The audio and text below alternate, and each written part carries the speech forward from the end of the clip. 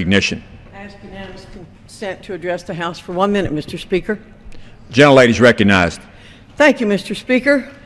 The Buddha once said there are three things that cannot be hidden long: the sun, the moon, and the truth. It's been 18 months since the attack in Benghazi, and this piece of proverbial wisdom has again proved prescient.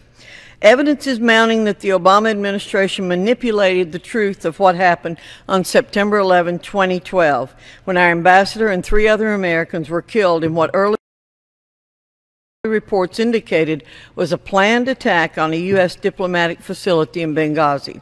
Sadly, repeated attempts by this House to ascertain the truth of what happened have been dismissed by the administration as politicizing the tragedy. The deep irony is that it was the White House's political maneuvering which led to the truth being buried in the first place. The emails released last week shed more light on the White House response to the attacks. More will be learned as the investigation continues.